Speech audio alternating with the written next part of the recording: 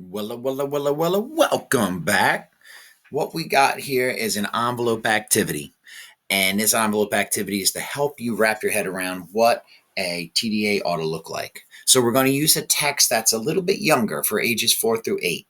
But the task that you have to perform with that text is for ages 13, 14, etc. All right. So let's take a look at the prompt. Okay.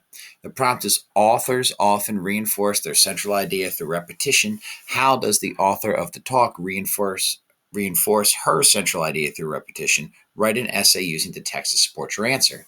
Well, an essay will have many body or three body paragraphs. This just has one model that you got to put together. All right. So if you could take the time right now and put these shapes in order of prompt, thesis, topic, sentence, context, quotation, and then explanation under there with the three arrows. Please take the time to do that now. Oh, yeah. So now that you've got those in order, go ahead and put the column of the excerpts or those gray blocks that are parts of a TDA and just put them in a column. It doesn't have to be in any particular order. Please take the time to do that now. All right. Your job is to match the excerpts to the parts of the TDA. So you're going to read through all these different parts, and then match up what seems to go. So you might take a moment and say, okay, well, the first thing I need to find is the prompt, right? Well, I notice right down here, it happens to say prompt right at the beginning.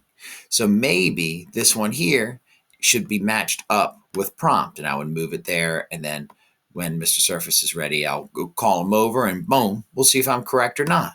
All right, that's what you're doing with all of these. Please take the time to do that now.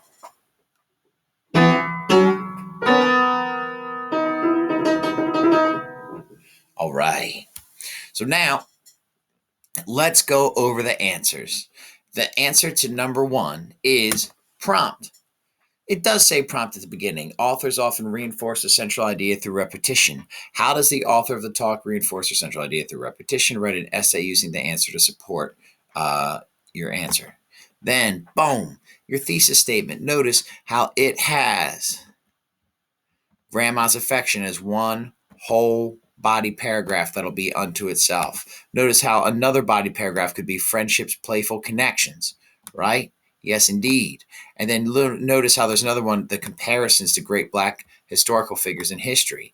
Ooh, yeah, right? So there's our three reasons. But it looks like our next one, the topic sentence, focuses just on the last bit about the comparisons of Jane and his friends to great figures in Black history, right? Notice that similarity, please.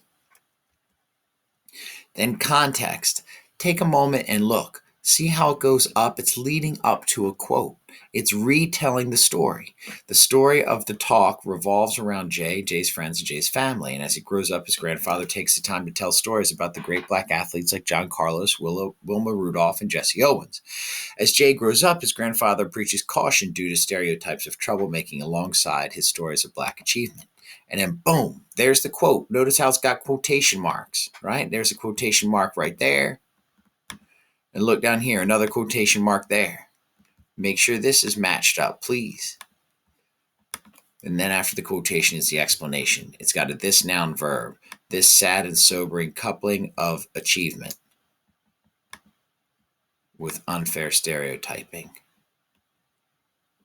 Prompts, right? This noun verb. It's got an if and then statement to help show that the person who's writing the essay is able to analyze. Analyze a text so you.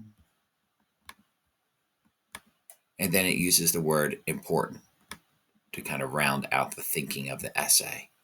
Absolutely nails it.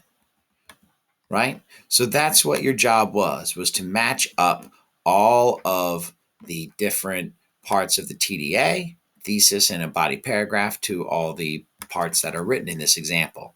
There you go. Good luck. Go get them.